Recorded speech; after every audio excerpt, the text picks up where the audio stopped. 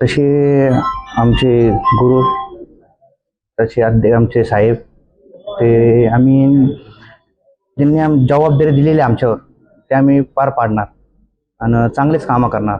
का बरं, इथपर्यंत आम्ही दराडे साहेब सोबत इथं आहे. त्यांनी आम्हाला चांगलं शिकवलेलं आहे, चांगले कामं करा, प्रत्येक गोष्टी चांगली करावं. ज्यांनी आमच्या पक्षासोबत गद्दारी केली, शिवसेना पक्षासोबत, आम्हाला त्याला एकच सांगायचं आहे की त्यांनी राजीनामा द्यावा. आणि जर त्यांना वाटत असेल का बाबा दादागिरी भाईगिरी हे येवला तालुक्यात चालणार नाही, नाही तर आम्ही त्यांना शिवसेना पॅटर्नमध्ये आम्ही त्यांना जबाब देऊ. भाऊंनी सांगितलं की काय उद्या येणार का आंदोलन करावं लागतील, तयार आहे, कधी पण तयार आहे. येवला शहराची समस्या हो, चांगले काम करणार आम्ही. युवक म्हणून जबाबदारी दिलेली आहे शहराची, युवकांसाठी तुम्ही काय काम करणार? चांगलेच कामं करणार. ज्यांची काही प्रश्न असू द्या, काही असू द्या, काही विषय असू द्या, सगळं आम्ही करणार आमच्या पद्धतीने, चांगल्या पद्धतीने. आत्ताच आमचे तालुका प्रमुख पांडुरंग शेळके बोललेच, जे पक्षासोबत त्यांनी प्रामाणिक काम केलं तर पक्षासोबत आम्ही त्यांचं स्वागतच करू, आणि पक्षाविरोधात काम केलं तर आम्ही त्यांच्या विरोधात ठामपणे उभे राहू. ठामपणे उभे राहू म्हणजे नेमकं काय कारवाई करणार? विरोधात नाही, विरोध म्हणजे काय, ते काय कारवाई करणार? पक्षाची कारवाई करू ना आम्ही. पक्षाचा विरोध केला तर शिवसेना स्टाईलने उत्तर त्यांना बी देऊ. येवला शहर अनेक जाब विचारू ना, तर तुम्ही का काम करत नाही, तुम्ही असे कोणते व्यस्त आहे, तुम्ही जिथं पब्लिक बोलले का अशा अशा वार्डात अशा अशी समस्या आहेत, तिथं सीओने जायलाच पाहिजे. सीओने जाऊ शकलं तर आम्ही तिथं जाऊ. ते जे असं जे चुकीचं काम त्या वार्डात होत असतं, आम्ही तिथली जनता घेऊन सीओला जाब विचारू. भोयरी गटाच्या गप्पास का, सगळ्यात पहिले आम्ही तो मुद्दा उचलला होता भोयरी गटरीचा. भोयरी गटवाले व्यवस्थित काम करत नसलं आम्ही परत अवलंबन करून त्यांच्या विरोधात आम्ही ठामपणे घेऊ. चांगलं काम करून घेऊ आम्ही भोयरी गटवाल्यांकडून, जो बी ठेकेदार असेल तो. आगामी काळात काही नवीन पक्षप्रवेश किंवा नवीन आता नियुक्ती पक्षप्रवेश होणार आमचे जोरात. आज उपजिल्हा प्रमुख पदाचं आज उपजिल्हा प्रमुख पदाचं काय? ज्यांच्याकडे जे पत्र असेल उपजिल्हा प्रमुखचं, त्यांनी ते दाखवून ते घोषित करावे की आम्ही आहे या पदावर. ज्याच्याकडे नसेल तर त्यांनी शांतता घ्यावी. हे पक्षाचं वरतूनच आदेश तसा ना, ज्याला पक्षाचं पत्र असेल त्यांनी पत्र दाखवे. शिवसेनेचे सर्वच्या सर्व नगरसेवक हे शिवसेनेसोबतच आहे, अतिशय ठामपणे सांगतो. अखंड तुम्ही आपण बघत असाल, अखंड महाराष्ट्रातून सर्व पक्षांमधून शिवसेनेमध्ये लोक येत आहेत. त्यामुळे शिवसेनेतून दुसऱ्या पक्षात जाण्याचा प्रश्नच उद्भवत नाही. आणि महत्त्वाचा विषय, नगर रचना जे खातं आहे ते या राज्याचे यशस्वी उपमुख्यमंत्री आदरणीय नामदार एकनाथरावजी शिंदे साहेबांच्याकडे आहे. आणि शिंदे साहेब जनसामान्य कार्यकर्ता जरी गेला त्याला सुद्धा खाली हात कधी पाठवलेलं नाही.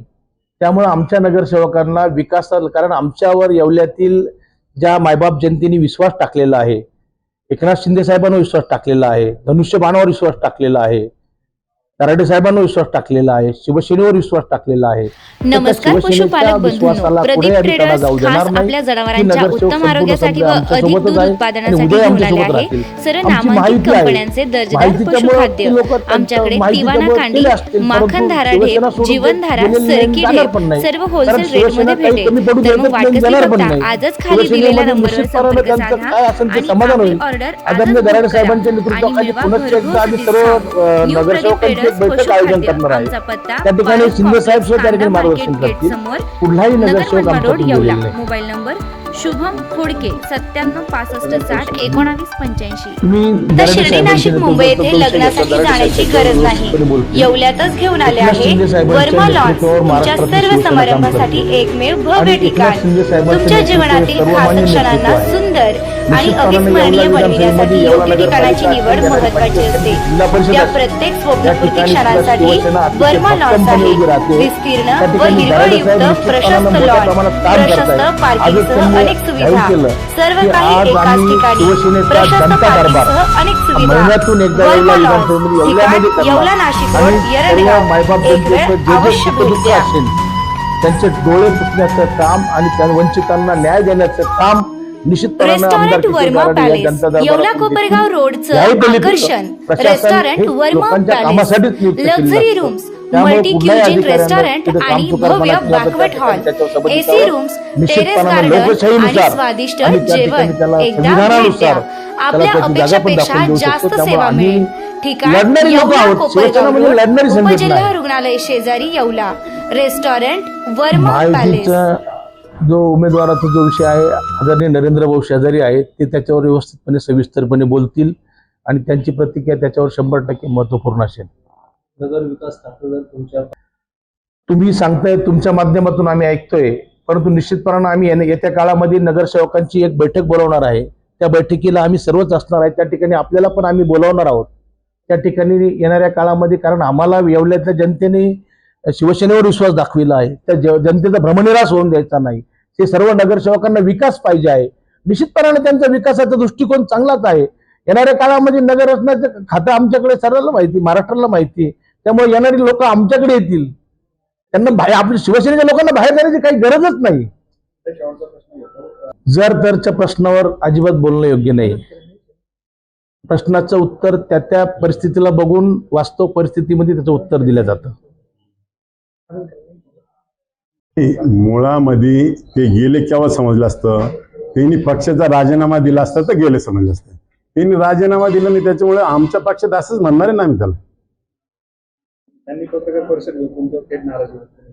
नाही, नाराजी व्यक्त करायला त्यांना काही मुद्दे नसल्यानंतर नाराजी व्यक्त करणं ते चुकीचं आहे ना. त्याला काहीतरी मुद्दे असले पाहिजे नाराजी व्यक्त करण्यासाठी. आणि का नाराजी व्यक्त केली सगळ्या येवला तालुक्याला आणि शहराला माहिती आहे ना, ते सांगण्याची काही गरज नाही ना. मेन मुद्दे सगळ्यांना माहिती. तुम्ही आता निधी शिंदे साहेबांच्या नगर विकास खात्यामार्फत निरोगांना जाणार. असं काही नसतं का. हा निधी येत असतो पर्सनल किशोर दराडेच्या नावाने का कोणाच्या नावाने येत नाही, तर गावासाठी येत असतो आणि त्या गावाच्या प्रत्येक नागरिकाचा अधिकार त्याच्यावर असतो. एकंदरीत आता पुढील काळात तुम्ही एक आंदोलन आता करणार असं जाहीर केलं. नेमकी एका येणाऱ्या काळात तहसील असेल, शेतकऱ्यांच्या संदर्भात असेल, शिक्षकांच्या बाबतीत तुम्ही आंदोलन करतात. आता येवल्यात काही मोठं आंदोलन उभं करण्याची तयारी नाही. आंदोलन करण्याची आवश्यकता नाही. जे आमच्या कार्यकर्त्यांचे काम होत नसतील, ज्यांच्यावर अन्याय होत असतील, त्यांच्या समस्या असतील, इथं तुम्ही बघताय मागची विधानसभा झाल्यापासून प्रत्येक किती ग्रामपंचायतला तुम्ही वेटीस धरले, किती सर्वसामान्य माणसाला वेटीस धरलेले आणि त्यांना त्रास होतोय, त्यांच्या वेदना आमच्याजवळ जातात.